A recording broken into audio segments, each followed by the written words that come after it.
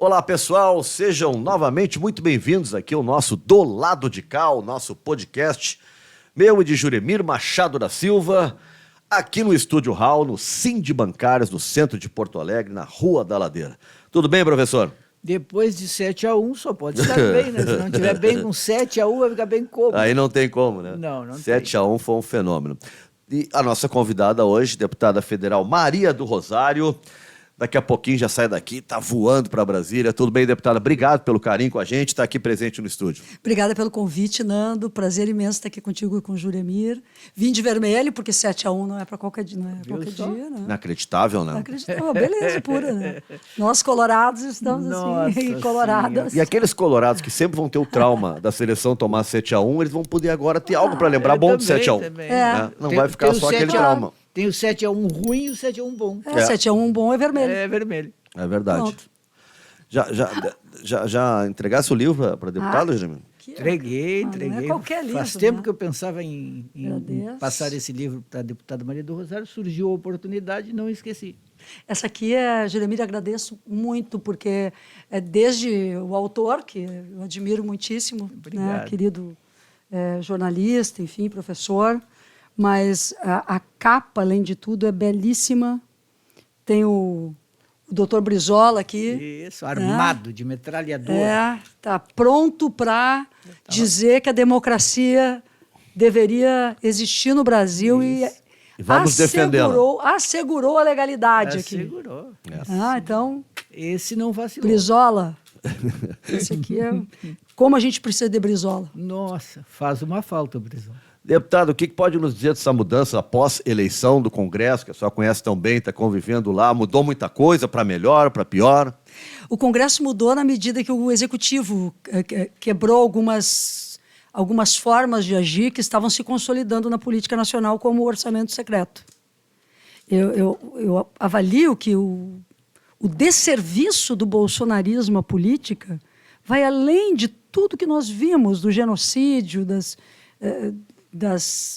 da corrupção, do armamentismo, tudo de ruim que aconteceu nesse período, no ambiente político das instituições brasileiras, o bolsonarismo significou a degradação das instituições, a tentativa de degradar, de desfazer, de desacreditar e, por dentro, solapar as instituições. E uma das formas foi o orçamento secreto. Então, quando o presidente Lula chega, ele já, antes de tomar posse, ele tem aquela conversa importante com o presidente da Câmara, então, que foi reeleito, o Arthur Lira, e cria-se um sistema no qual tudo é público. O que diz respeito ao orçamento é público. Então, existem emendas? Existem, mas todas elas são transparentes. Toda a população tem o direito de saber quais são as emendas que cada parlamentar recebe. Dá para imaginar diferente numa república, né? Como é que os caras conseguiram fazer aquilo? Um orçamento secreto. Orçamento secreto. De um modo, Juremir, inclusive, que manipulou o orçamento de forma tal que as políticas públicas não tinham mais qualquer planejamento. Então, por exemplo, onde investir... Até porque eles não faziam investimento em saúde. Desde o Temer, eles tinham cortado o investimento em saúde com a emenda constitucional 95, em educação, mas aquilo que tinha estava sendo colocado para emendas que eram investidas ou gastas onde o parlamentar dizia e não necessariamente onde era necessário. Aí que está o erro da emenda, né? As emendas serem assim. E o governo agora não, o governo tem cartilhas na qual o parlamentar tem que se adequar e ele define prioridades. Os parlamentares podem definir e propor prioridades as que venham a ser aprovadas pela Câmara na peça orçamentária, mas tem que ser dentro das prioridades do Plano Nacional de Educação. E nós vamos ficar sabendo. Saúde, e todo mundo sabe, é público. Agora, como é que está a relação com o Centrão? Eu li no Globo, assim, acho que foi no Globo que dizia o presidente Lula terá de conviver com o apetite, as demandas do Centrão pelos 3 anos restantes. É bem assim. Eu acho que tem essa coisa de querem utilizar e indicar nomes para cargos, mas isso também é do tipo de sistema que nós temos no Brasil, que é uma democracia muito, muito frágil, a democracia brasileira. Nós vimos isso ao longo do último período. Então, eu acredito que o presidente Lula ele tenta manter este equilíbrio com o Congresso e ele está sendo vitorioso na medida que propostas que ele está fazendo estão sendo aprovadas, como, por exemplo, a reforma tributária, o fim do teto de gastos com um novo tipo de arcabouço fiscal, que aí é um desafio enorme para o governo, porque o país tem que crescer. O Fernando Haddad está com essa missão de realmente fazer o crescimento da economia para que nós não venhamos a cair num teto de gastos de novo. Há um tipo de arcabouço fiscal também que define teto. Então, esse diálogo é permanente. Agora, uma democracia tem que ter diálogo, né? O que não pode ter é chantagem. Não pode parar o Congresso. Não vamos votar porque não foi indicado tal ministro. Mas tem, né? Às vezes a gente vê que a pressão vai para esse lado mesmo, Nando. E aí a gente tem que voltar, colocar a bola no centro aqui e dizer, olha, esse aqui é o Congresso Nacional, essa é a Câmara dos Deputados, debate as coisas importantes do Brasil, vamos retomar aqui, e muitas vezes a gente traz a público e dialoga com a população. Eu tenho participado mais de perto disso porque eu estou na mesa diretora agora, né? Essa legislatura, para mim, ela é um pouco diferente, porque eu não estou... quem é da mesa diretora não está na linha de frente das comissões, nem do plenário, mas eu sou a única mulher de esquerda e a única mulher na mesa diretora da Câmara. São quantas pessoas Senado. na mesa diretora? Somos seis titulares e 6 suplentes. Perfeito. Só uma mulher? Só eu nessa legislatura. E o Senado também não tem. Então, na mesa do Congresso Nacional, portanto, e eu tenho procurado valorizar imensamente a Secretaria da Mulher, porque nós crescemos muito como mulheres, nós somos 91 deputadas agora. E isso é um trabalho de muito tempo, de Mas o que mulheres. é isso, deputada? 17%? 18%? Isso chega a 18%, perto de 18%. Pouco ainda, mas é o maior número Sim, é o de maior mulheres número. na história. Agora, me intriga muito como é que nós vamos debater um assunto quanto, por exemplo, o aborto, né? Onde, por exemplo, está sendo votado no STF, né? Nós tínhamos 2 mulheres, agora tem uma, é isso? Não foi indicado outro ainda, é isso, Chiremir? Temos a Carmen. Só tem a Carmen agora, por Só a enquanto. Carmen, né? Então, nós tínhamos 2, né? A ministra Rosa Weber saiu, só temos a Carmen agora. Então, é um assunto debatido entre homens. E no Congresso, se nós levar para o Congresso, é um assunto debatido por 16, 17% Mas, de mulheres. Nando, esse tema não estará no Congresso no próximo período. Porque o Brasil tem uma legislação. E porque essa legislação é a que tem que vigorar. Muitos setores Mas o que fundamentalistas... está em debate agora avança da atual legislação, mas, né? não necessariamente. Não necessariamente. É uma tentativa de não retrocesso. Ela deu o voto dela porque ela ia sair. Mas não vai continuar. O ministro Barroso precisaria pautar. Ele não vai pautar. Ele não vai pautar. Essa não é uma questão colocada para o Brasil de agora. O Brasil de agora, ele precisa consolidar o tema da democracia. Vejam o Congresso Nacional que nós temos, que na semana passada, o absurdo que foi, ou há 2 semanas, a votação em uma comissão que tenta intervir na família das pessoas e dizer que a união entre pessoas do mesmo sexo não é uma família. Sim. Com este Congresso Nacional, não significa que nós temos que ter a humildade de reconhecer que determinados temas só entram na pauta para tensionar negativamente a nação. Esses temas eles precisam ser discutidos com a sociedade antes fora dela. Agora, para não assustar antes fora das instituições. Para não assustar ninguém, deputada, essa proibição ao casamento homoafetivo e tal, das relações, que foi numa comissão, não tem nenhuma chance de passar pela Câmara? Não tem. Ou tem? Eu não posso hoje dizer que não teria maioria na Câmara. Não, mas eu não tenho isso. Eu sou totalmente contrário a essa proposta. Eu sei. Inclusive, no período em que tive a oportunidade, integrei a comissão sobre o Estatuto da Família para demonstrar que família é todo grupo que é unido por laços de cuidado, laços afetivos, laços de bem-viver, de cooperação e de proteção mútua.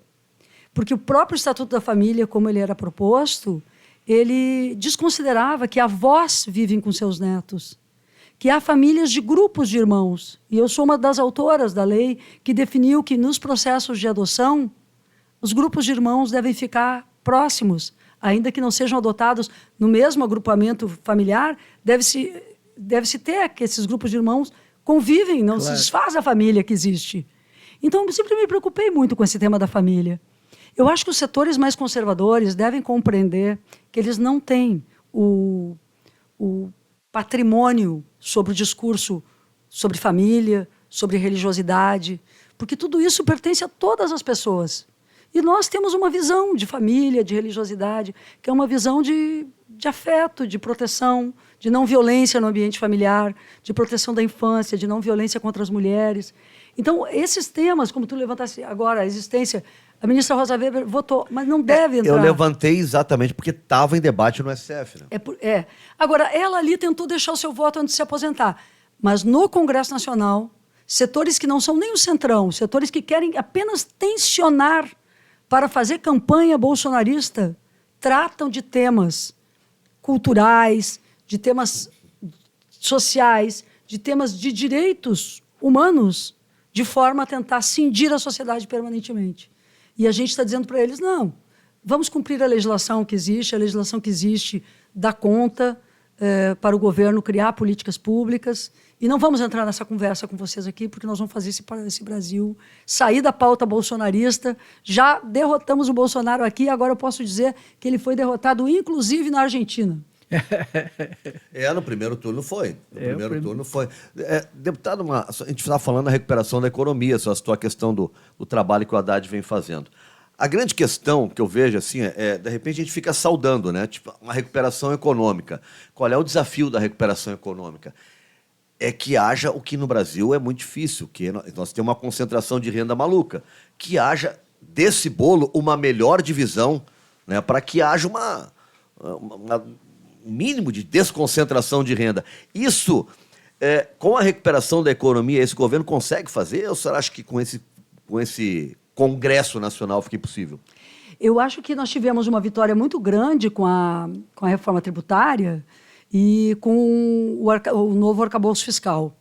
E isso destrava a economia brasileira.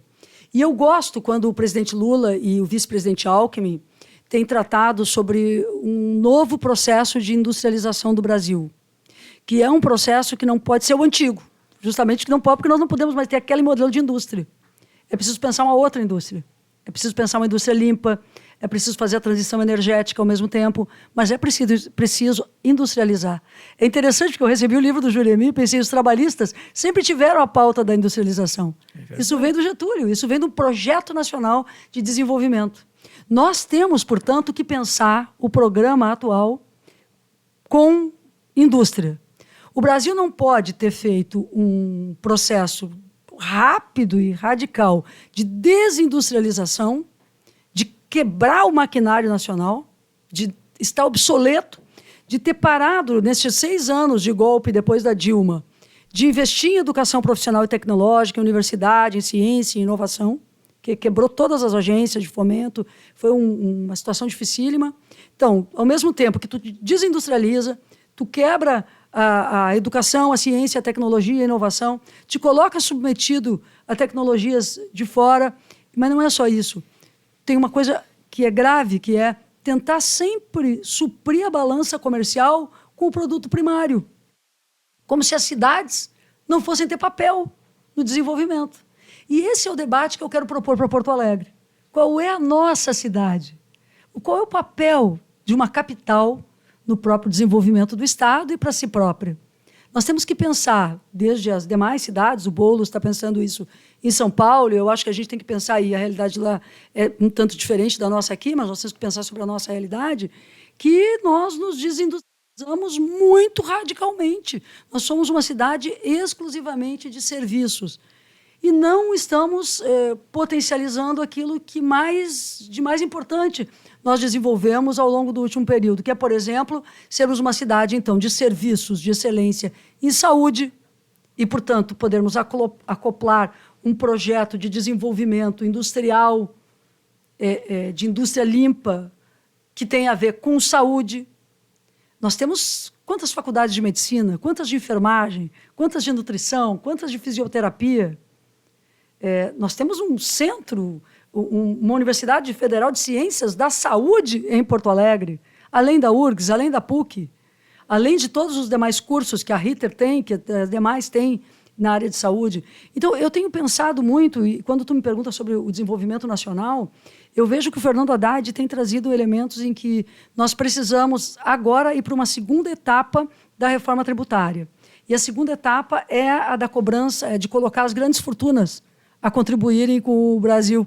Isso ainda não foi feito. Foi feita uma reforma tributária do consumo, que vai ser importante, porque já baixa o preço dos alimentos, já consegue dividir mais quem paga a carga tributária, tirar um pouco das costas dos mais pobres e colocar os produtos dos mais ricos. Eu vibrei em votar que agora é para tributar lancha, iate. Eu fiquei feliz da vida em dar meu voto para tributar o jet ski lá daquele genocida que ficava andando de jet ski enquanto as pessoas estavam morrendo. Nem sei se ele é dono ou alugava, mas vamos pagar o que tem que pagar, entendeu? Claro. Mas, ao mesmo tempo, a gente ainda não fez, são as grandes fortunas. Essa semana está em votação offshores, enfim, e outras coisas assim. Professor, acho que entramos na questão da cidade agora, Pois né? é, né? A senhora é pré-candidata? Já dá para chamar de pré-candidata? Eu acho que é pré-pré. Pré-pré-candidata. Agora, como é que vai fazer realmente Como é que é para... pré-pré? É antes, inclusive, do partido, antes da federação. Colocou o nome à disposição. Mas assim, sem nenhuma imposição. Porque se tiver também outros nomes, eu acho que nós temos que conversar sobre os nomes todos, para montar um programa. Com todos os Tô com partidos de esquerda. Eu quero uma união muito forte, muito ampla, muito A ex-deputada legal. Juliana Brizola veio aqui e ela disse que o PDT, se depender dela, está dentro de uma frente de esquerda. Isso é maravilhoso, porque se depender de mim, e eu sou da direção nacional do PT, a Juliana deve ser da direção nacional do PDT também, se depender dos nossos partidos do PT, nossa, uma aliança com... Mas com o assim, PDT, aberta com Juliana, em seria relação muito aos bonito. nomes, quem vai ser na cabeça. Nós temos que estar aberto, né? A gente só pode conversar com as pessoas quando está com o coração aberto e a mente aberta também. Sim, tem que estar aberto. Porque hoje a gente está vendo o Melo ter uma aliança grande, né? Bastante grande. Já estava até esses dias, estavam lendo já sobre tempo de televisão, que ele teria mais que a metade e tal. O que é o medo é se a esquerda se dividir e deixar para se juntar só no segundo turno, daqui a pouco não ter um segundo turno. Não, mas ele é muito forte, ele está muito forte, ele tá muito forte. Mas tem um problema, ele está se achando muito forte. Quando a pessoa começa a se achar... Salto alto, belo de salto alto. Outro dia eu até tirei uma onda com o pessoal, disse assim, o prefeito anda de sapato sem meia, mas na verdade ele está de salto alto. Né? Eu achei muito engraçado aquilo que ele está de salto alto. Eu acho assim, pessoal, o prefeito da cidade é favorito, né? Eu coloquei meu nome com muita humildade, mas com muita energia de trabalho. Porque, afinal, né, o Lula ganhou as eleições em Porto Alegre. Isso é um recado da cidade, e o prefeito é bolsonarista. Então... A Câmara também é uma das mais reacionárias da história de Porto Alegre. Eu até convivo um pouco menos, né, mas, enfim... Eu vejo assim que a cidade não é um acaso que tem 25%, alguém me falou em 30%, mas eu acho que 25% das crianças em idade de serem vacinadas não foram vacinadas em Porto Alegre. Então, a campanha de vacinação está no ar, leve as suas crianças a vacinar. É porque aqui em Porto Alegre nós tivemos uma forte campanha negacionista. Aqui em Porto Alegre nós tivemos assim, uma forte campanha privatista. Eu acho um dos maiores crimes que aconteceu contra a cidade a venda da Carris. Porque a Carris é uma empresa pública criada no Império, criada assim... Vem de quanto tempo a Carris? A Carris era o tempo dos bondes, né? Ela foi criada para ser uma empresa de bonde. A Carris é uma empresa centenária. Centenária. Né? A Carris veio... Agora foi quase doada. Quase doada. E a Carris, quando a gente fala em transporte coletivo, pega um ônibus na Restinga, um ônibus no Lamy, um ônibus no Rubem Berta para vir para o centro de Porto Alegre, e veja a perda de qualidade do transporte coletivo ao longo dos últimos anos. E a tendência pós-privatização da Carris, se continuar como está, com este prefeito bolsonarista, será a de perder ainda mais qualidade. Deputada, porque a Carris é a referência para a qualidade do transporte. E eu estou falando isso, sabe, Nando, porque eu sou autora da lei que criou o Conselho Municipal dos Transportes Urbanos de Porto Alegre, como vereadora da cidade. Então, de tempo que eu me preocupo com isso. Eu até me surpreendi com a data. Ela foi criada em 1872. Então não é do Ela tempo. se torna pública em Não, 53. mas então, olha aí, tá vendo? Mas ela foi criada em 1872, a então, Carriço. Historiador, qual é o período que tu usou? Não, é uma... 1872. exatamente. A República. Tinha escravidão no Brasil Sim. ainda. do período Então, a do Império Carris. ainda. Então, vocês pensam o seguinte: a Carris, a melhor empresa pública de ônibus do Brasil, durante quanto tempo foi a Carris? Agora foi comprada pela Viamão, que é uma das piores. A Carris, para complementar o professor Juremir, a Carris, que significou para nós a referência para tratarmos com Olívio Dutra da qualificação de todas as empresas concessionárias das demais, porque tu tinhas ali a referência do que era possível fazer, de qual era a tabela de preços, dos insumos, de como comprar, de quanto é um pneu, de quanto... Para a própria fiscalização, para o controle de qualidade. O período atual tirou cobradores, já precarizou, porque o cobrador não era só um trocador do dinheiro, ele era o cuidador do ônibus, o organizador das coisas, o que estava olhando para aquela senhora, o que estava vendo o jovem, o que estava até olhando a segurança. Pessoas que precisam, que têm alguma deficiência, pessoas cadeirantes que precisam de ajuda. Exatamente. Era o cobrador que fazia isso. Aliás, eu estou rememorando meus projetos de lei como vereadora e também rememoro este, que foi um dos que eu apresentei, de acesso ao ônibus para as pessoas com deficiência. Então, eu vejo na cidade uma perda enorme com a Carris. Uma perda real para o transporte coletivo de passageiros, num momento crítico em que o transporte por ônibus não está bem, está perdendo qualidade, grave qualidade está sendo perdida a cada dia, e o encaminhamento feito pela atual gestão ao invés de reinvestir no transporte de passageiros e melhorar, e ver como melhorar, vende a Carris por 30 dinheiros. É praticamente uma traição com o povo dessa cidade, porque é um patrimônio centenário. E a autoestima da população, né? Pô, Viamão nos comprou, né? Viamão. Cidade como Falaram Viamão tem dinheiro para estrangeira. ter a Carris e Porto Alegre não tem? Como assim? Viamão é uma cidade maravilhosa. Linda, maravilhosa. Mas Mas a eu- empresa Viamão é Mas sabe que mediana. sabe que o pessoal lá de Viamão um dia disse para mim, e logo em seguida eu fiquei triste com a venda da Carris. E, olha, eu vou dizer uma coisa para vocês, tudo que for possível fazer para recuperar a Carris, eu acho que quem vier assumir essa prefeitura deve fazer. Agora, deputado... Mas é só, desculpa, Juremir, Claro. é possível cancelar esse contrato, voltar? Nós não estamos discutindo agora, no plano nacional, aquilo que é possível? Quantas empresas... Eu não tenho esses dados, eu não posso prometer isto, mas eu posso estudar, Sim. porque eu acho que merece ser estudado. Eu tenho sustentado, por exemplo, que o DEMAI jamais deve ser privatizado. E está na lista do atual governo. O DEMAI, que tem 380 milhões de reais em conta. O DEMAI, que tem serviços prestados a essa cidade. Não é deficitário. Não é deficitário, ao contrário. O que pode vir a acontecer com o DEMAI é que, se ele for privatizado, ele perca todo o know-how, que é o que aconteceu com a CE. Essas grandes chuvas que aconteceram no interior, por exemplo, a tal privatizada Equatorial, não conseguia, demitiu todos os que eram da antiga CE, demitiu todo o pessoal treinado, não conseguiu oferecer treinamento e condições de trabalho adequadas para novos terceirizados e quarteirizados contratados. Resultado, não havia pessoas para fazerem o trabalho de manutenção no período mais drástico das chuvas e retomada dos serviços de energia.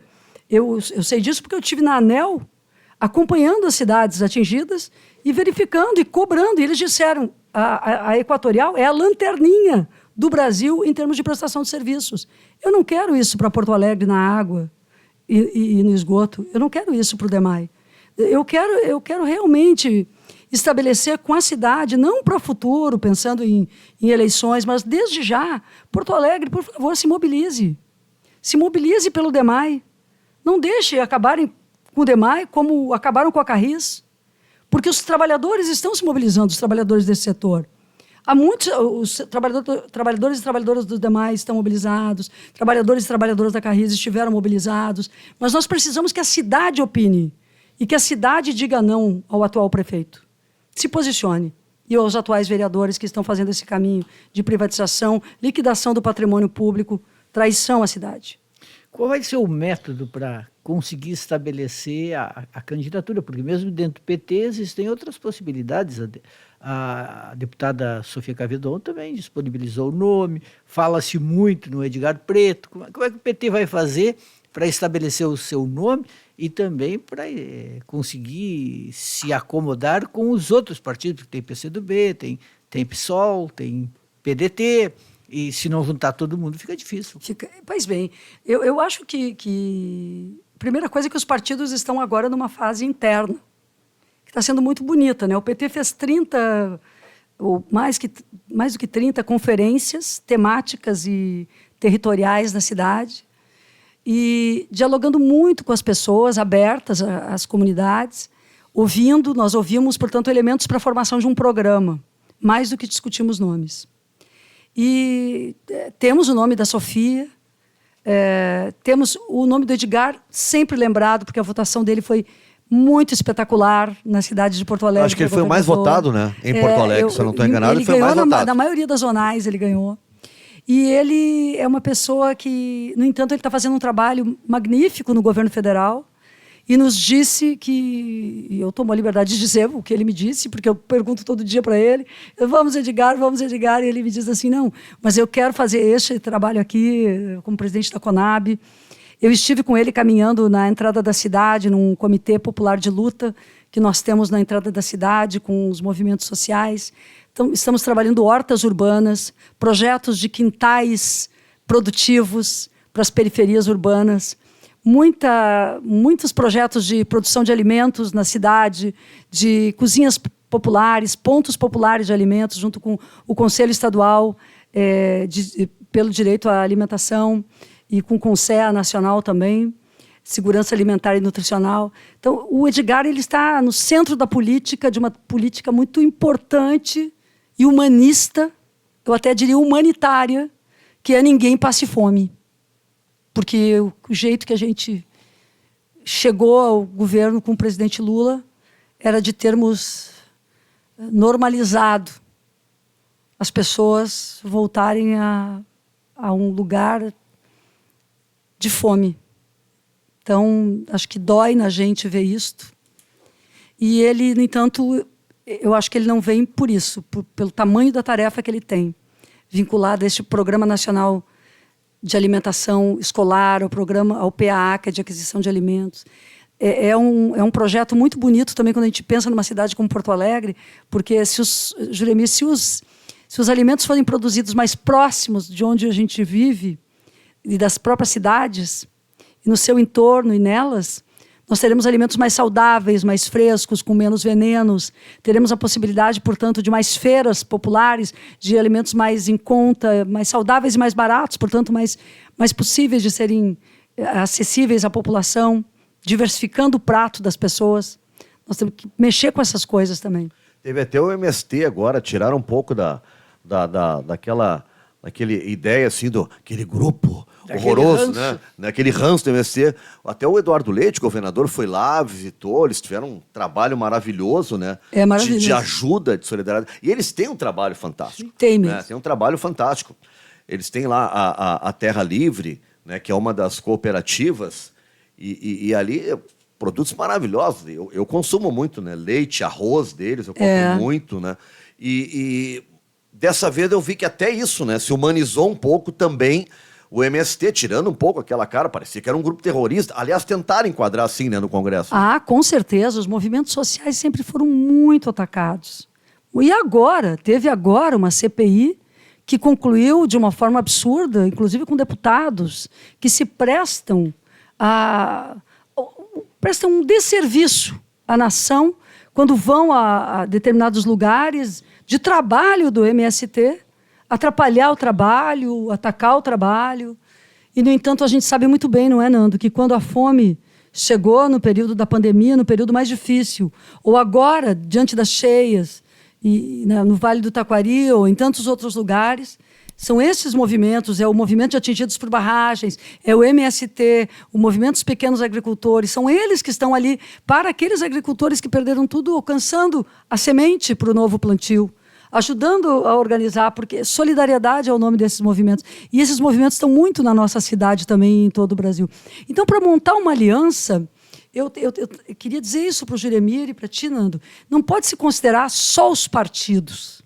Nós estamos em uma fase em que é preciso considerar os partidos e nos relacionarmos com esta sociedade, com os comitês populares de luta, com os movimentos, com os sindicatos. A gente está aqui no âmbito de um sindicato potente, o Sindicato dos Bancários, cuja categoria tem sofrido tanto ao longo dos últimos anos. Não é? Verdade. Então, eu creio que cada força que nasce dos movimentos mais clássicos, populares, sindicatos, associações, como dos novos movimentos culturais que se reúnem, como as escolas de samba, os grupos de mulheres, os grupos os mais variados que existem na cidade, e os comitês populares de luta, eles fazem uma diferença. E os partidos terão que ter muita maturidade. É por isso que, quando o meu nome está apresentado ao PT, junto com o nome da Sofia, junto com o diálogo que a gente está fazendo e conversando, ele é também um nome para conversar com o PCdoB, para conversar com o PV, que é a federação, com o PSOL, com a Rede, com o PDT, com o PSB, e mesmo com partidos que não são deste nosso campo mais popular e de esfera social e democrática, mas que estão dialogando com o presidente Lula. Porque a dificuldade que a gente enxerga aí é o grande número de bons nomes. Bom, tem Maria do Rosário, tem Sofia Cavedon, tem Juliana Brizola, Manuela Dávila, tem Pedro... Todas mulheres, hein? Tem Pedro Ruas. Tem. Juremir, tem Luciana Genro, tem Fernanda Melchiona. É um monte de gente para... Eu também acho. 2 vagas para um monte de gente Eu boa. também acho. Eu queria só botar um dado, eu estava vendo aqui. Bem ó, lembrados os nomes. a Maria do Rosário, ela foi a deputada federal do PT mais votada na última eleição. Deixa eu ver, 1, 2, É só a mulher, 4, né? Porque o homem é o Pimenta. Eu não vejo aqui Eu o Pimenta. acho que é o terceiro, o segundo. Não aparece. Não. Estou vendo aqui. É a Melchiona, Tenente Coronel Zulco, Dayana Santos, depois. É que Marcel Van Hatten, Anne Ortiz e Maria do Rosário com 38.034 votos. Ah, que tu tá com a lista de Porto Alegre. Só Porto Alegre. Tá. Nós estamos falando da prefeitura, Tá. desculpa, eu não expliquei. Só com tá. Porto Alegre. Então, em Porto Alegre, a Maria do Rosário fez 38.034 e, por exemplo, a gente está falando da Juliana. A Juliana fez 19.793.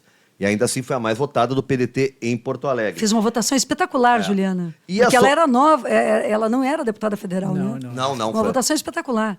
E a Sofia ficou em sexto para estadual, fez 21.791 em Porto Alegre. Excelente votação também. É que a votação para deputada ela é diferente para a prefeitura. Eu estou falando aqui porque, na verdade, eu já sou candidata, exerço mandatos há algum tempo, graças à confiança da população. Né? Então, Quantos mandatos já eu estou no 6º mandato de deputada federal. E eu fui deputada estadual e vereadora de Porto Alegre. Então, na verdade, estou numa fase muito madura da minha vida política. Ir para a mesa diretora, conviver com essa diversidade de partidos, ter a oportunidade de dialogar, presidir os trabalhos da Câmara, às vezes que tenho tido oportunidade, me colocaram numa condição que eu realmente quero oferecer para a cidade, me oferecer para trabalhar. Eu quero pedir a oportunidade de trabalhar pela cidade. Mas eu quero concordar com o Juremir que cada uma dessas minhas colegas é brilhante no trabalho que realiza. São mulheres com quem eu aprendi a conviver e, muitas vezes, nos ataques que nos são feitos, por sermos mulheres ou por termos posições mais fortes, por termos posições coerentes num campo popular e de esquerda, nós somos muito atacadas. Isso e, às vezes, o que tem entre nós é um olhar. Uma olhando para a outra e num parlamento ou numa reunião, um apoio mútuo. E eu acho que se nós conseguirmos fazer um palanque, que eu nem tinha me dado conta, até o Juremir começar a listar de memória, e da boa memória de professor dele, essas mulheres, e entre todas essas ele lembrou muito bem também do Pedro Ruas, mas essa lista de mulheres que o Rio Grande produziu no último período é também uma contribuição que fez ao Brasil. E eu me sinto, neste período, como uma mulher madura, me colocando à disposição para um trabalho. Mas estarei bem representada também por qualquer uma das colegas. Por isso que eu acho que os partidos devem encontrar um caminho, uma solução que nos unifique para irmos bem. Mas eu acho que o rosto da campanha será de uma mulher. Qual é hoje, se pegasse uma crítica mais pesada à ideia de gestão da Prefeitura de Porto Alegre do Sebastião Melo? O que para ti é central, né, no que tá de errado no que está sendo feito? Não tem futuro. Qual é o projeto?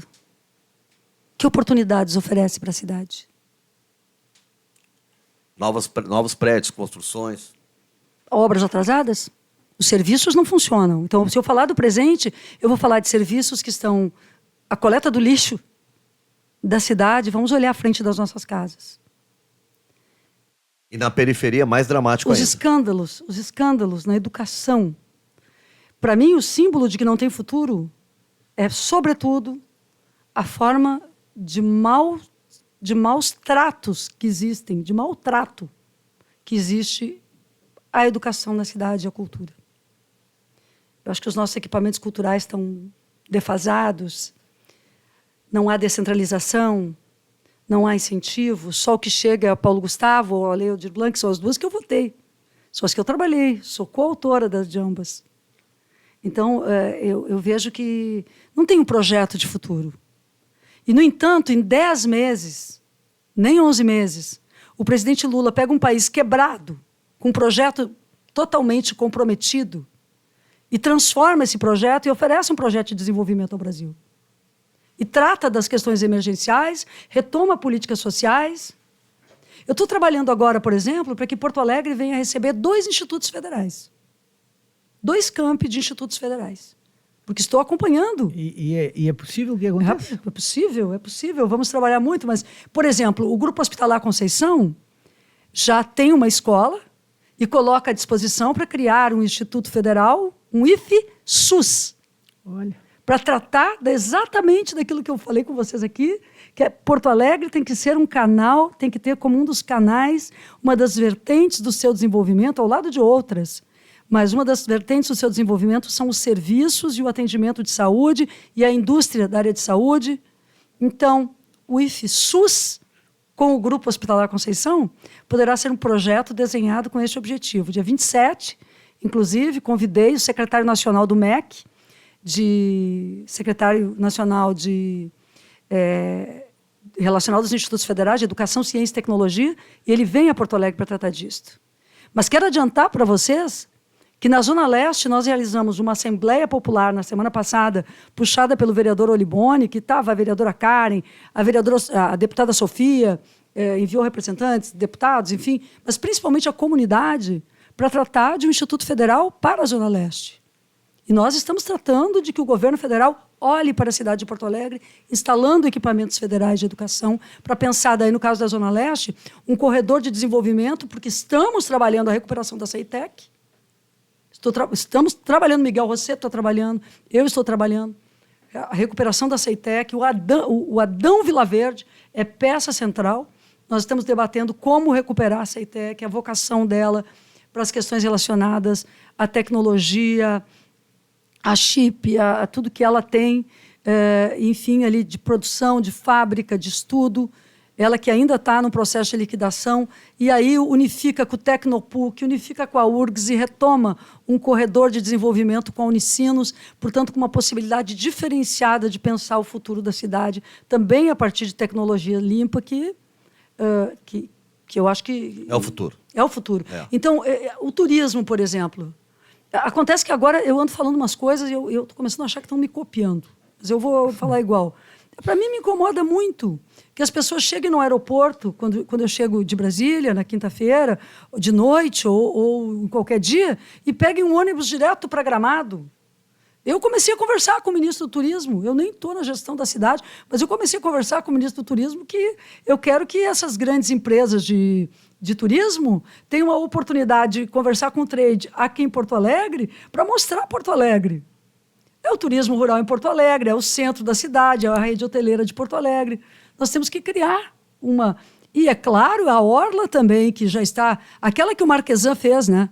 Eu tenho que dizer que eu gosto de dar o nome para quem faz as coisas, né? Então, aquela parte da Orla que o Marquesan fez, ela é bonita, mas ela está de costa para a cidade. Então, de toda forma, ela pode ser aproveitada além da nossa cidade. Mas, para isso, também tem que parar de se queixar do transporte público de passageiros. A população tem que ir e vir, né? Eu vejo tantas queixas. Outro dia até ouvi um se queixando aí. Mas a pessoa idosa não paga passagem. Mas o que querem que as pessoas idosas façam?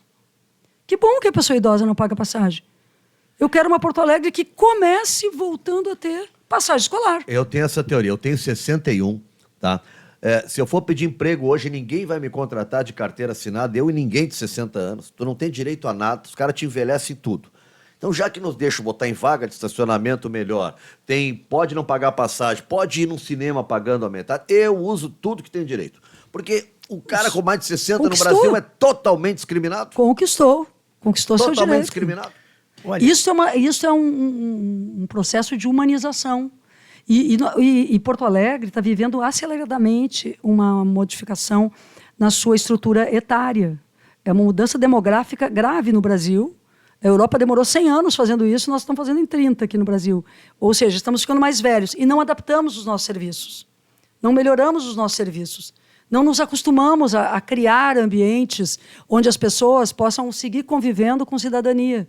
Eu trabalhei muito com isso, porque, no período em que eu fui ministra, era na minha pasta a questão da pessoa idosa, mas também porque eu trabalhei no programa, eu fui uma das coordenadoras do programa do presidente Lula. E aí nós escrevemos toda uma parte que ele vai, esse ano ainda, colocar em funcionamento, reunindo uma série de ministérios, que é o envelhecimento ativo, saudável e com cidadania. É o que a gente deve buscar. Deputada, quem sabe aplicar em Porto Alegre o que vai ser aplicado em Montpellier, passagem gratuita para todo mundo, transporte público. Esse deve ser a nossa grande meta. Imagina isso, uma cidade como Porto Alegre como um laboratório para o mundo, uma cidade grande. Montpellier, a grande Montpellier tem 500 mil habitantes. Já é uma experiência enorme. Agora imagina isso como uma vitrine em Porto Alegre. Então tu há de convir comigo, Juremir, que enquanto as cidades do mundo, inclusive no Brasil, Maricá e tantas outras, estão debatendo passe gratuito, nós estamos aqui privatizando uma empresa que poderia ser a primeira a impulsionar isso. Poderia ser o começo disso. Até São Paulo falar nisso, né? Até a cidade de São Paulo. Com certeza. É possível. Eu convidei, inclusive, o Gilmar Tato e a Luísa Erundina para virem a Porto Alegre conversar sobre isso, porque é deles o projeto de lei que tramita na Câmara Federal, criando um sistema para viabilizar o passe gratuito nas cidades. Agora, eu vi, por exemplo, que Juiz de Fora, que é governado pelo PT, prefeita Margarida Salomão, instituiu o passe livre nos domingos e feriados. Todo domingo e feriado. Normalmente começa assim, né? Montpellier começou dessa maneira. Mas aqui tinha o passe livre e acabaram. Pois é. Aqui tinha o passe livre e acabaram com a meia passagem escolar. E de estudante, né? Eu acho gravíssimo, porque diante da evasão escolar que nós temos, estudante não deveria pagar passagem nunca para ir para a escola. É a contribuição. E aí eu realmente penso que o estudante da prefeitura, é obrigação da prefeitura que não... O estudante da rede municipal não deveria pagar passagem nunca. A prefeitura deveria subsidiar diretamente, porque é o seu aluno. Mas o estudante da rede estadual, que o governador Eduardo Leite, as escolas do estado estão caindo aos pedaços. Não é possível deixar as escolas... Eu acho que também tem que ter uma atitude de gestão na cidade, de quem vier a ser prefeita da cidade, prefeito da cidade, que ultrapasse esse marasmo que está hoje, que defenda os munícipes, que defenda que a escola estadual é do Estado, mas é preciso que essa escola esteja em dia. É um próprio do Estado, atendendo alunos que são filhos e cidadãs desta cidade. Então, nós temos que ter posição sobre as coisas. Além disso, no transporte público, eu tenho visto que, além do transporte gratuito, por exemplo, Araraquara, e aí que eu digo que vão me copiar, vão acabar me copiando, mas se me copiarem, eu vou buscar essa gravação aqui. Araraquara, se tiverem competência, né, vamos lá, Araraquara implementou o Bibimob, que é um aplicativo disponibilizando para quem é do Uber ou é das outras marcas, que eu nem me lembro quais são. 99. Essas outras poderem optar pelo aplicativo municipal, porque paga menos. E eu quero, se tiver oportunidade, vir a ser candidata. Seria um aplicativo estilo Uber, só que municipal, é isso? Municipal. Porque em vez de deixar tanto por cento com... E aí o motorista compara e pode escolher o municipal porque ele vai pagar menos para o aplicativo. Exatamente, ele paga menos para o aplicativo. Mas aí eu quero, se tiver oportunidade, vier a ser candidata, eu não sou ainda, mas eu quero convidar o pessoal do Uber e o pessoal do 99, que quiserem sentar e me explicar, eu quero entender tudo que eles vivem, o que acontece, como é que é a vida e tal. Porque eu fiquei pensando assim, olha, nós poderíamos criar um aplicativo desse tipo, ter um aplicativo desse tipo e tirar um percentual para fazer um fundo para situação do carro, para apoiar manutenção do carro, e uma outra parte do fundo para a previdência deste motorista. Que hoje ele não tem nada. Ele não tem nada. E aí ele seria credenciado de forma a ser um microempreendedor individual, mas ele teria como pagar, ter pago o carnê dele, entendeu? Ele não seria um funcionário da prefeitura, de carteira, nada, mas teria os direitos previdenciários. Teria, do trabalho dele, só que essa parte do dinheiro ia sair do que ele paga para a empresa. Para a Uber. Outra empresa. A Uber está me escutando agora, vai ficar contra a minha campanha, vai investir na campanha do adversário. Mas eu quero dizer para vocês o seguinte, que nós temos que ter tecnologia no Brasil para ter aplicativos próprios. Por que o aplicativo tem que ser do outro? Por que nós não podemos ter aplicativo? Eu acho que Araraquara deu uma dentro, assim, muito legal, e eu vou lá conhecer. Eu vou andar por aí para conhecer essas coisas boas aí para tentar. Mas tudo participativo. Eu acho que eu aprendi isso aí com o Raul Ponte e com o presidente Lula. O Raul Ponte sempre tinha a coisa do orçamento participativo, eu acho bacana. O Olívio sabe essa coisa do orçamento participativo, do Tarso. E eu quero dizer para vocês assim, que o Lula, uma vez ele me disse uma coisa, Maria, eu estava lá assumindo o ministério e ele estava saindo, a Dilma estava entrando e ele me disse assim, tu vai assumir aí. Eu estou saindo agora, minha equipe está saindo, tu vai assumir como ministra da Dilma. Qualquer dúvida que tu tenha, vai lá para o meio do povo que tu vai te dar a resposta. Encontra a resposta. Tu encontra a resposta conversando com a população. Aí aquilo ali eu guardei, eu acho que é o melhor. Também nunca tive a oportunidade de receber tantos conselhos do Lula. Mas se ele me deu esse, que ele deve ter dado para 1 milhão de pessoas, eu compartilho com vocês, porque eu acho que, na verdade, é um sentimento que eu tenho de que a gente também tem que ter humildade de dizer, eu não sei tudo, né? Então vou lá com quem... para tratar de tecnologia, vamos lá com quem entende tecnologia. Para tratar de jornalismo, aqui de comunicação, eu vou falar com vocês. Mas para tratar de como é que está o Uber, eu não vou lá dizer para os caras do Uber como é que tem que ser, eu vou lá perguntar para vocês. Então, se tiver algum Uber me ouvindo aí, saiba que eu vou procurar vocês. Vamos conversar. E para conversar, para vocês me ensinarem, né? Para a gente aprender junto e chegar à melhor conclusão. E se eu tiver errado, vocês vão me dizer, pronto, é isso, é assim que vai ter que ser as deputada, coisas. A senhora falou na questão de educação, e saiu um dado essa semana do INEP que é assustador em relação ao Rio Grande do Sul. Né? Das 50 escolas do Brasil que mais aprovam no Enem, 46 são privadas, 4 só são públicas, mas o dado é que não tem entre as 50 nenhuma do Rio Grande do Sul, nem privada, nem pública. Tem do Ceará, tem do primeira Piauí, do Ceará, tem Minas Gerais. Nenhuma do Rio Grande do Sul. O sul do país não tem. Nem privada, nem pública. Nós não temos nenhuma. Quer dizer, alguma coisa ficou para trás aqui. O que eu acredito que ficou para trás aqui no Rio Grande do Sul é que o ataque ao magistério e aos educadores e educadoras é muito pesado. A desvalorização profissional é muito forte. A senhora sente isso mais do que em outros estados? Mais do que em outros estados. Eu convivo muito com a governadora do Rio Grande do Norte, a Fátima Bezerra, porque ela foi minha colega deputada, depois ela foi senadora, mas principalmente porque ela é professora do ensino fundamental e médio. E eu sou professora do ensino fundamental, também, concursada. E ela também. E ela é a pessoa que mais lutou pelo Fundeb e tal. As pessoas às vezes não sabem, mas ela, como governadora do Rio Grande do Norte, ajudou muito a gente aqui porque ela ajudou a criar o sistema que os recursos do Fundeb chegam, de fato, aos estados e municípios. E a gente pouco participou a partir aqui do Rio Grande do Sul. A gente participa, eu participo como deputada, como professora, mas não é um protagonismo do gestor estadual, né, do gestor municipal. A FAMURS, tudo bem, mas Porto Alegre mesmo. Então, eu acho que aqui essa questão da qualidade educacional tem a ver com a desvalorização da educação. É uma vergonha o que está acontecendo com as escolas estaduais. Elas estão caindo. Eu poderia dar o nome de inúmeras escolas para vocês. E o caindo é literalmente o prédio mesmo, está tudo podre. Inclusive, eu consegui agora que a Secretaria de Estado da Educação recebesse uma emenda parlamentar que eu fiz questão de fazer, e já estou fazendo há vários anos, para a escola que eu sempre fui professora, porque o teto caiu, o telhado caiu mesmo. A Escola Estadual Martins Costa Júnior, na Vila São José, subindo a Dona Firmina.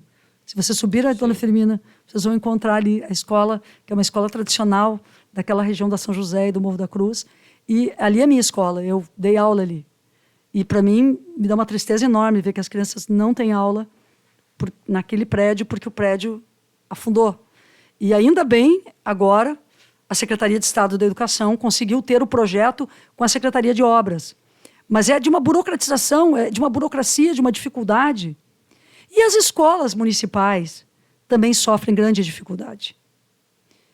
Os escândalos na área da educação estão deixando os professores, os funcionários, as mães, os pais extremamente entristecidos. Olha, nós estamos falando de uma rede municipal de educação que é uma rede de excelência. Se refere à questão do material escolar comprado e jogado num canto. Material escolar comprado, jogado num canto, reformas dos prédios, que também teve escândalo em relação a reformas, várias coisas. Isso pega muito mal, isso dificulta enormemente para o professor, para a professora, para a monitora, para a funcionária de escola, para a merendeira, porque a rede de educação gosta de estar bem.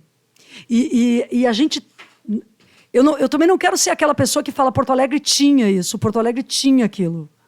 Porque eu quero falar do futuro. E, realmente, o que hoje Porto Alegre não tem com essa gestão atual é futuro. Agora, por que eu acho que nós podemos representar com essa unidade toda de todos esses segmentos o futuro? Porque nós conhecemos a cidade, nós conhecemos as suas necessidades. Juntas, nós caminhamos por ela, mas, ao mesmo tempo, nós temos projetos e, principalmente, podemos devolver à cidade o orgulho que ela já teve de ter o melhor, excelência, em termos de educação, em termos de saúde, de atendimento, em termos de transporte de passageiros, de democracia, de chamar o mundo para cá, de ocupar esses espaços, de ir para os parques e não pensar que tudo tem que ser privatizado, tudo tem que ser privado. A esse respeito, a preparação começou ainda na administração do Nelson Marquesan, mas foi, de fato, aplicado pelo Sebastião Melo, que é a privatização de, ao menos, parte de praças e parques, instalar um bar, instalar algum tipo de comércio em cima de parques e praças. Como é que a senhora faria atuaria nessa área? Fim dessas parcerias ou teria espaço para isso? O símbolo, para mim, da gestão de praças e parques da atual prefeitura é a derrubada de árvores do Parque Harmonia. Eu vejo isso no tempo que a gente está vivendo como algo tão violento que, muito ao acaso, a população se deu conta porque as pessoas estavam passando por ali e viram. Foram mais de 100 árvores derrubadas, um espaço que não é tão gigante assim. Né? Exatamente, mas e quem participou disso? A não ser quem decidiu sobre isto? Quem da cidade decidiu sobre isto? Por isso que eu acho que Porto Alegre tem que se mobilizar. E ali teve mobilização. E se não fosse a mobilização, tinham tirado tudo, talvez. Para fazer asfalto, para fazer estacionamento, para colocar roda gigante.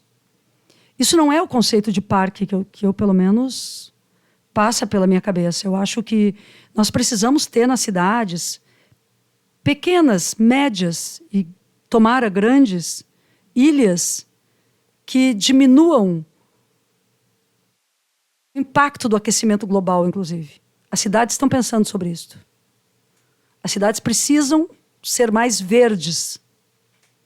Então, é totalmente contra a era que nós estamos vivendo. É por não perceber que nós estamos aqui, como gaúchos e gaúchas, inclusive, em um canto, em um corredor de calor e de impacto da crise climática que vai nos fazer sofrer terrivelmente na cidade. Cada árvore retirada seja colocada, creditada, o calor sofrido pela população e a dificuldade maior que teremos nos dias mais quentes seja acreditada à atual gestão.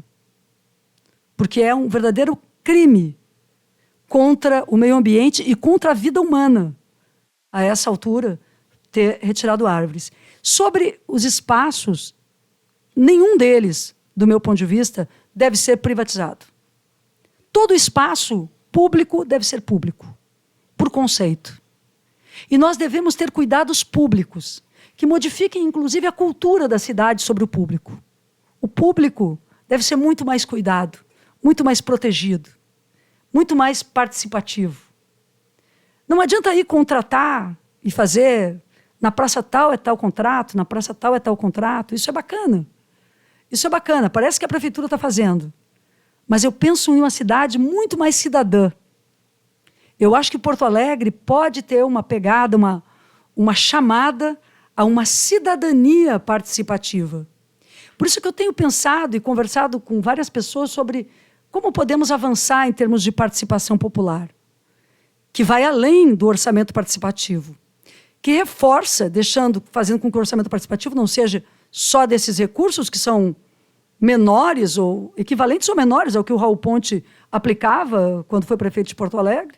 Então, veja, passado todos esses anos é o mesmo recurso. Então, eu acho que há uma certa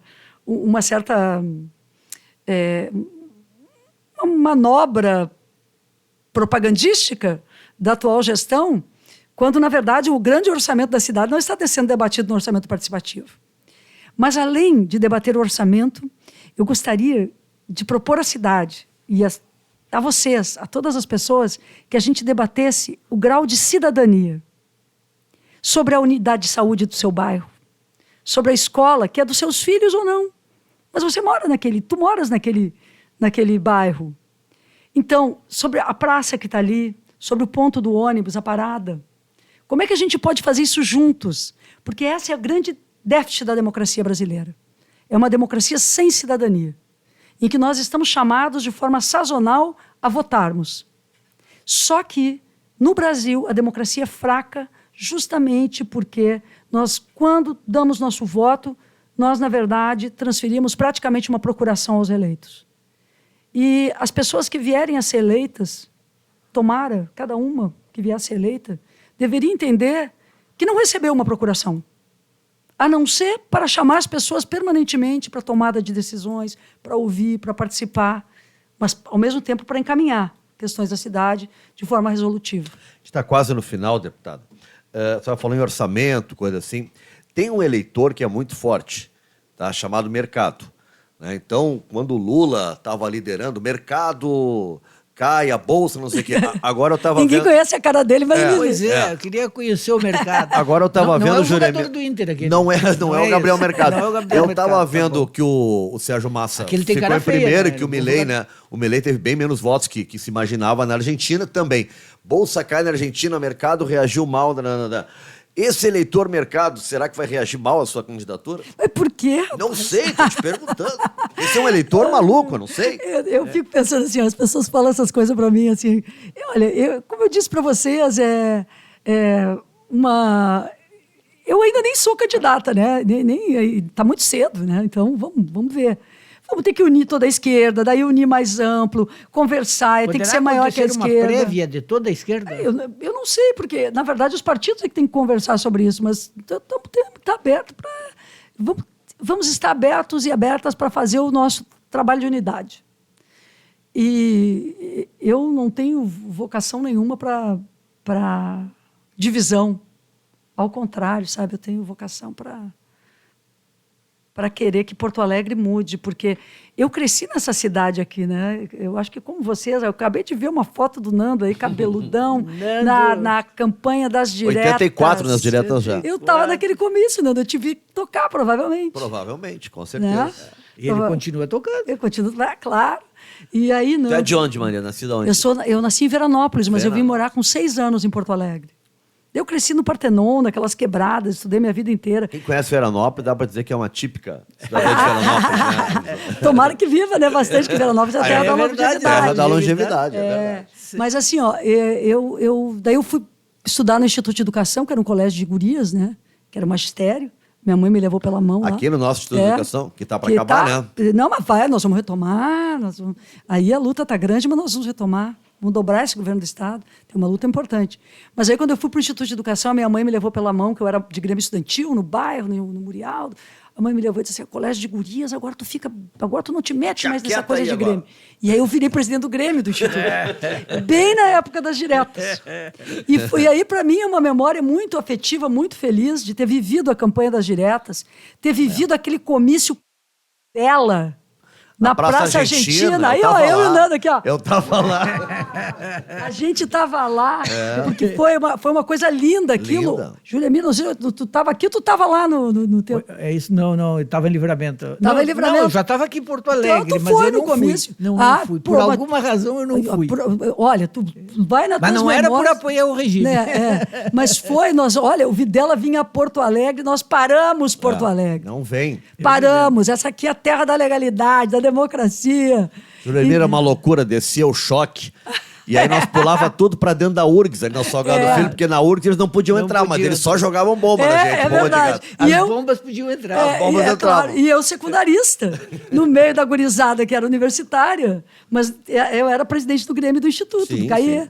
Então, a minha memória dessa Porto Alegre democrática, dessa Porto Alegre viva, eu convidei o Fogaça para ir ao Instituto de Educação fazer uma palestra naquela época sobre a Constituinte. Sim. E agora eu sou coordenadora dos 35 anos da Constituinte, na Câmara dos Deputados, dos festejos comemorativos aos 35 anos. Convidei o Fogaça para ser um palestrante lá, foi lá agora esses dias, ele e o Hermes Zanetti, e outros do Brasil inteiro, constituintes, e ainda coloquei o Vento Negro.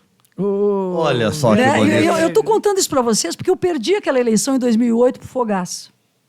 Mas eu achei assim, eu fui candidata, né, numa eleição que a Manuela foi candidata, a Luciana foi candidata, e fui para o segundo turno contra o Fogaça, perdi, porque o Fogaça era um bom sujeito.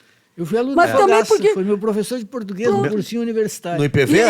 No universitário. E aí, no meu foi no IPV. Juliemir e Nando, e quando eu digo ele é um bom sujeito, o que tem que dizer que é um bom sujeito? Então, então, o cara que faz as músicas, ele faz. O cara era candidato a prefeito. Eu perdi a eleição para ele, mas também porque houve a divisão da esquerda e dos setores populares. Então, agora eu estou aqui diante de vocês dizendo, gente, vamos juntas. Eu vou usar o feminino, porque somos na maioria mulheres. Vai ser uma mulher a candidata, a cabeça Tira de só chapa. uma dúvida antes de encerrar. São 6 mandatos, né? Federais. Federais. Como é que era a Eu fui relação? eleita muito cedo. Como é que era? Eu fui eleita com 25 anos. Por isso que eu estou dizendo para ti, eu estou vivendo a maturidade da minha vida política. Eu tenho que me oferecer para trabalhar para as pessoas. Eu já tive... As pessoas já me deram tudo. Já me elegeram tantas vezes. Eu preciso me colocar mais à disposição. O que eu queria saber é a diferença de tratamento com a deputada, a mulher Maria do Rosário. A gente lembra daquele episódio de Jair Bolsonaro, que foi para a justiça, né? Como melhorou o tratamento, evoluímos, mas aquele machismo do primeiro mandato para agora melhorou? Tem mais respeito agora? Hoje eu recebo as minhas jovens colegas e só modestamente, mas sou uma pessoa de apoio a elas, para não permitir que aconteça isso com elas. Vejo com incomodação e me coloco na linha de frente para proteger, e nem precisa da minha proteção, porque se protege sozinha, mas no que eu puder, por exemplo, a Fernanda Melchiona, que teve seu mandato atacado há poucos dias, a Érica Cocai, a Érica Hilton, a cada mulher, recebi uma missão de uma senhora, estou no meu primeiro dia de mandato dessa legislatura, me chega uma senhora, a avó, faleceu há poucos dias atrás, inclusive, de nome Maria do Rosário. E ela, do Maranhão, chega para mim e diz: estou trazendo minha neta, eleita deputada federal, primeiro mandato, Amanda Gentil. Não me pergunte nem o partido da Amanda. Queria que a senhora olhasse aqui, se ela vai ser bem tratada. Olha só. Assim, Que legal. ela faleceu há poucos dias. Ela me mandou, inclusive, um rosário que ela fez. Olha, gente, então eu Pra te cuidar da filha dela. Da neta. Da pra neta olhar, dela. para olhar. Dá uma olhada nela. Olha Fica como é de que olho tá. nela. Olha, cuida. E eu faço com gosto, com dedicação. E acho que a vida me deu essa oportunidade de poder... Eu não sou entre as mais velhas, mas sou irmã de Benedita da Silva, a quem eu conquistei a oportunidade de ser chamada de irmã gêmea por ela, então me sinto... Né, ela nos seus 81... Entendeu? Né? A Erundina, nos seus mais de 80 também. Então, não estou entre as mais velhas, mas sou eu, Jandira, Erundina e Benedita. E acho que a vida me deu isso, o Rio Grande me oportunizou isso, de estar hoje na mesa e, portanto, por isto, por esta possibilidade que eu estou aqui querendo debater outras coisas também. Debater como se pode contribuir com a democracia. Fechou, Juremir. Tem um Muito voo, bom, deputado, hein? Tem um voo, deputada. Faltou dizer alguma coisa, deputado? Faltou. Diga lá. Que o Lula ganhou em Porto Alegre. Eu quero lembrar sempre isso, porque é uma cidade que o Lula ganhou, a gente tem que olhar, porque uma cidade que o Lula ganhou não pode ter bolsonarista no poder, a gente vai ter que estar disputando mesmo isso. Perfeito. Está dado o recado, Tá dado, né? tá Tá dado o dado o recado. recado. Bem claro. Boa viagem para Brasília. Obrigada, amigo. Boa Obrigada, viagem. amigos. Lá tu já tem uma residência tua lá, ou é aquele negócio ainda de apartamento? A gente fica no apartamento que é da Câmara, né? Câmara. Já As consegue pessoas- chamar Brasília de tua casa, vou voltar para casa e tal? É que eu já morei lá no período que eu fui ministra da Dilma, eu tive que ficar, Tem né? que ficar direto. A reclamação é da minha filha, porque daí é Que idade candidata ela aqui tem? e traz para cá. Agora tem 23. É candidata, mas a vida dela toda da infância foi isso. É candidata em Porto Alegre, volta para Porto Alegre. Candidata em Brasília, volta para Brasília. Então ela reclamou muito da vida. Ela é meio Porto Alegre, Brasília. Ah, mas é isso mesmo. E as mães trabalhadoras todas passam por isso. Quantas bancárias não passam por isso? Comerciais. Nós, pai também, mas a enfim. vida. Mas a mãe trabalhadora passa e a gente, isso também nos faz muito solidárias como mulheres na política. Olha a Juliana com criança, Manuela com criança. As mulheres são mais solidárias, independente de ideologia e de partido, do que os homens. Ah, mas temos que ser, né? São bem mais solidárias. Sobrevivência e... Não, eu acho que E resistência. tem uma ética feminista. Eu sustento isso. Que é da nossa... Da sororidade. Sororidade. Isso mesmo. Isso, sabe que a minha filha tatuou soror. Ah, E eu legal. perguntei, Maria Laura, por que isso, né? E ela disse, mãe, isso é o seguinte, aí aprendi, quando ela tinha 15 anos, ela foi me dizer, na década de 60, não sei o quê. Daí, essa é a maravilha de convivermos entre gerações, né? A gente aprende, né? A gente aprende e fica melhor, e mais humilde também. É né? verdade, é verdade. Olha, pessoal, vocês são um barato. Muito obrigada pelo A convite. gente Nossa, que que agradece. agradeço. Muito obrigado. Muito obrigado.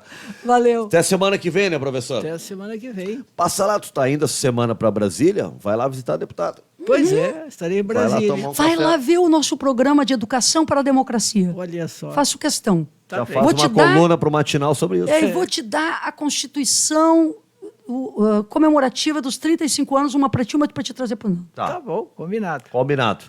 Valeu, gente. Se inscreve no canal se não tá inscrito no canal. Deixa comentários aí, tá? O pessoal quer saber qual é a tua opinião de tudo. Dá um like.